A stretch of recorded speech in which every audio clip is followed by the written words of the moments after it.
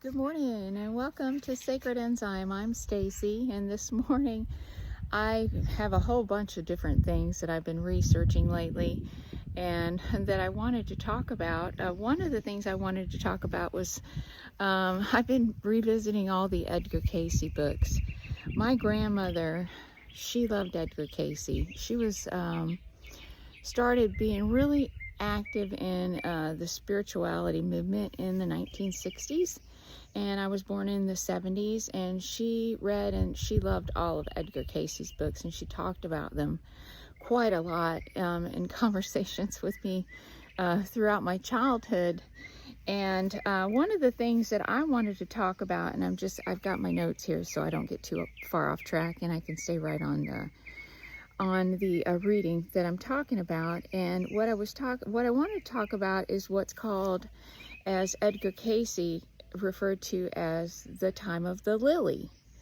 And it's interesting to me that I started reading about this, and I came across this in Edgar Casey studies, because when I meditate a lot, I often hear the word lily, and I associate it with my grandmother, because my grandmother's name was Lily. So I just thought it just meant, and maybe it still does, because I get little fragments of words and then I'll go further in looking at them, but I never really did on Lily. And I always thought, oh, it's my grandmother. My grandmother's watching over me, and that's wonderful.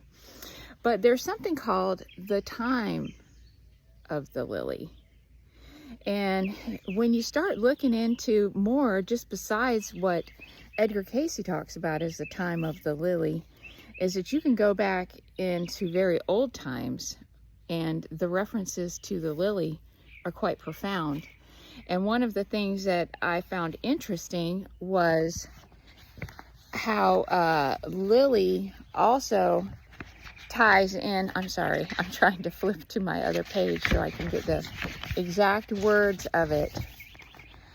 Lily is a flower that is male and female. First of all, I'll get to that. And the interesting thing is, not all plants are male and female. Some are sexed. Now, male and female plants, obviously, if they're male and female together, like a lily is, like an oak tree is, they can make their own seeds. They reproduce themselves. They don't need cross-pollination. It all happens right there. So those are considered perfect. So there are such plants that are perfect, and there are some that are imperfect. Now, perfect plants are heirlooms. Perfect plants are considered a lily, an apple, an orchid, a cherry blossom, an orange, a carrot, and beans. Imperfect plants, well, there's a lot of imperfect plants. But the interesting thing is that a lily is considered a perfect plant. It's considered a perfect plant. Now, there are a lot of references to lily. And one of the things that I thought was interesting about the lily is how it's also tied with the fleur-de-lis. The fleur-de-lis symbol is a depiction of a lily. And a lily in a fleur-de-lis is also the symbol of France. Now, the first mention of a fleur-de-lis is like in the time 200, year 200. And so I thought it was interesting that a lot of this old architecture that a lot of people seem to be looking at, there are a lot of castles in France. There are a lot of castles in France. And then we go back to days of Normandy. And then there's speculation that this group of people might have came to the United States, and that's where we have all these old world structures. Well, we have the fleur-de-lis, and the fleur-de-lis, it has a very strong tie-in with this called Marian worship. And it talks about how Marian devotees are a practice of Mary of Nazareth as the mother of Jesus Christ, and a key member of the early Christian church. And Marian devotion, it talks about it coming from Asia Minor. And the devotion comes from the Latin phrase of devoto, from a promise referring to solemn pledges of service made in honor of a religious personage. And it talks to Marian devotion is rooted in the Christian scriptures as a depiction of Mary Nazareth, the mother of Jesus. And then the interesting thing I thought about, was that this worship of this Mary, or this age of Lily, goes back to 293. And it talks about Athanius, who fled Hysia and Alexander to avoid persecution by Arians, attributes to Mary the title Otokos, or parent of God. Now I'm starting to wonder if maybe this reference to the Mother of God as Mary and Marian worship also goes back to the Sophia, or the soul, and the soul and Sophia being the first or split of our Creator God, our ultimate absolute Creator.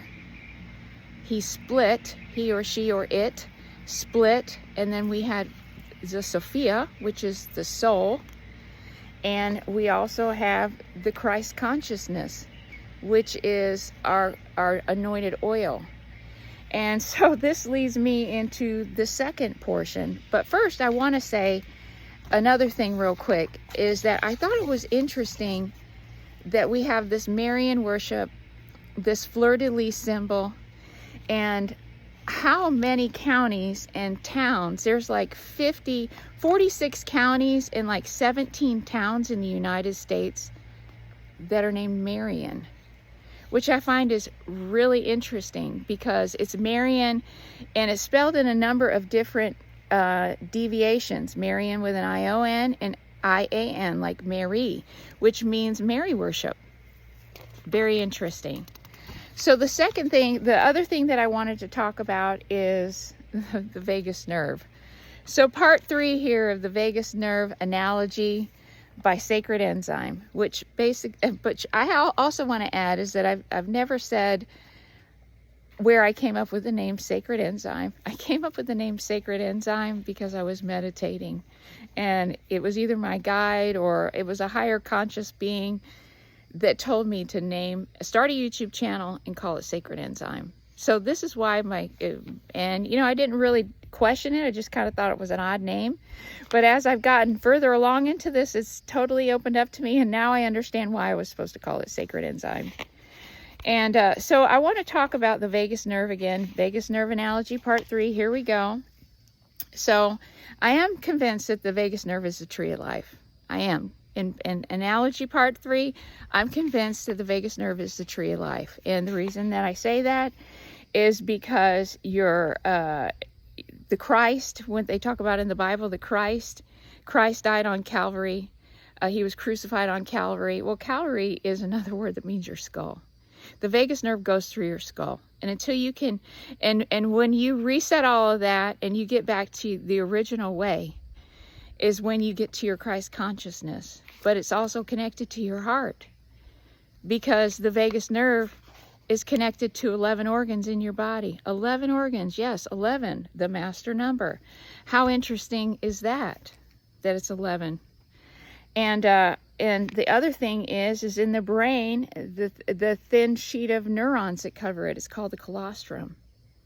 Well, colostrum is also the first thing that comes out of a mother's breast when she first breastfeeds her baby.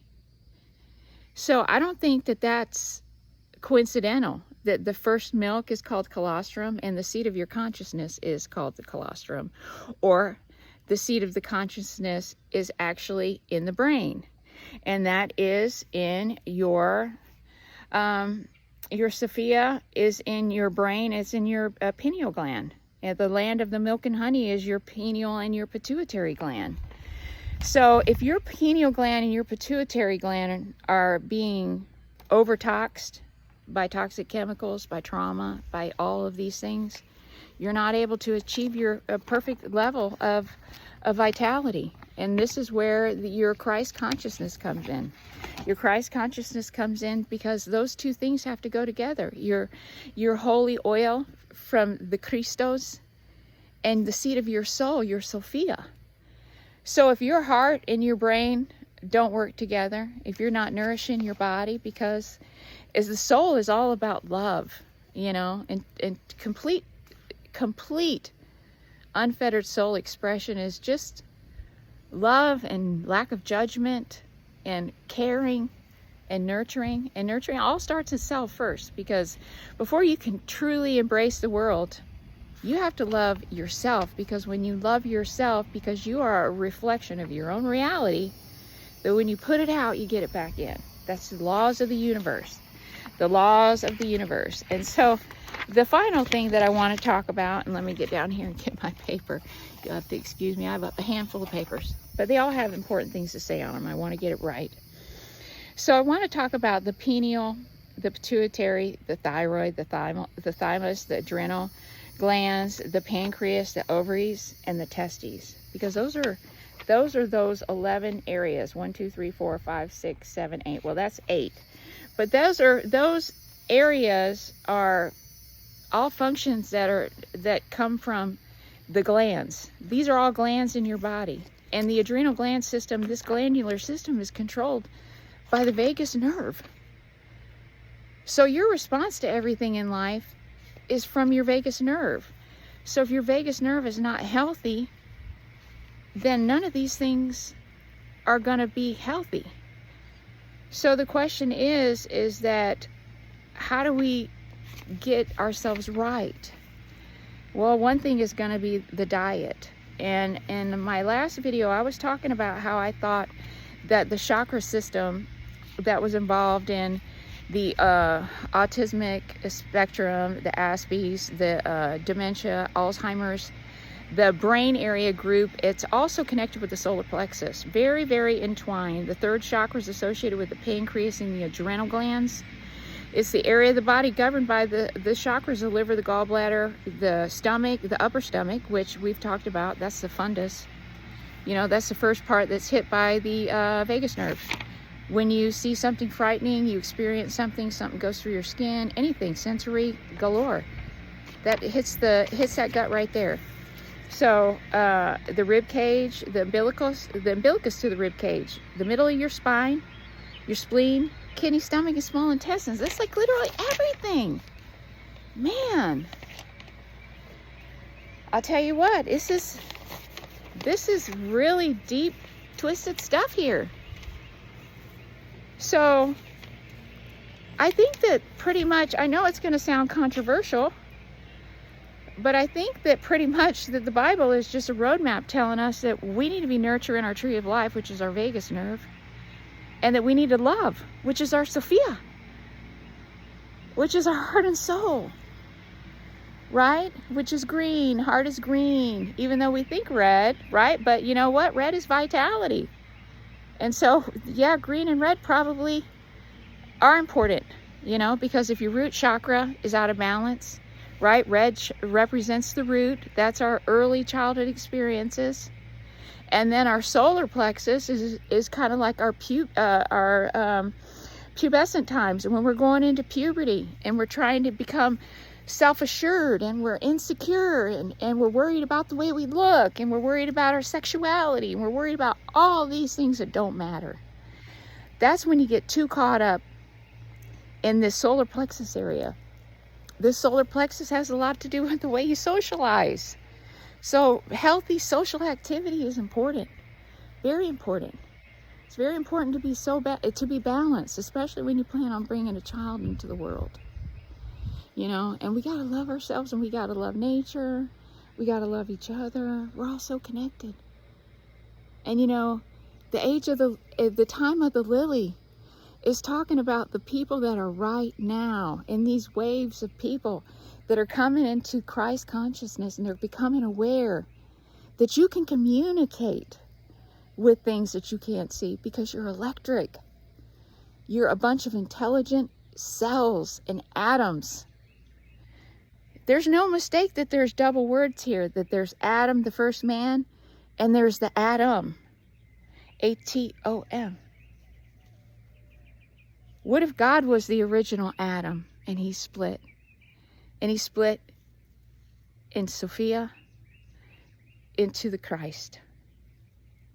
And that is how man came from there.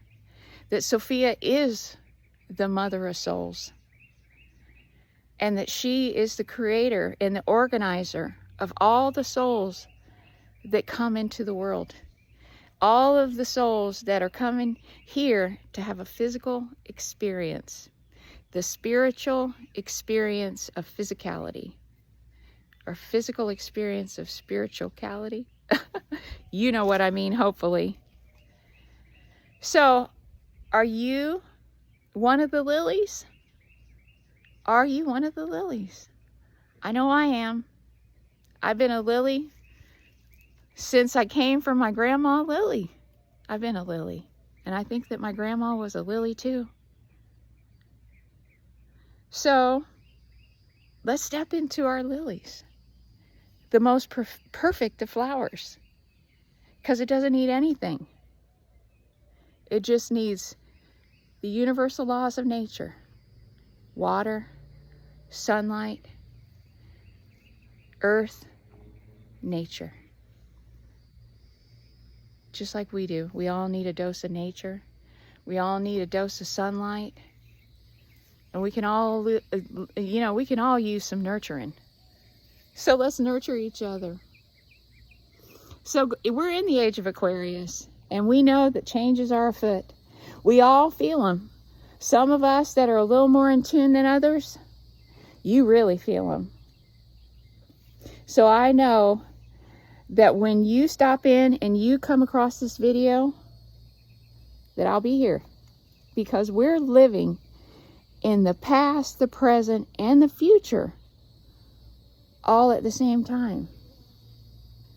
So we're all tuning into the frequencies that we need to be on our path. So I'll be here when you seek me out. And I appreciate you spending 17 minutes of your day with me. So go outside today, put your feet in the grass, set your intentions, and think, what can I do to be better as a lily? What can I do to be a lily? How can I contribute to this age of Aquarius so we can change the whole vibration of this planet?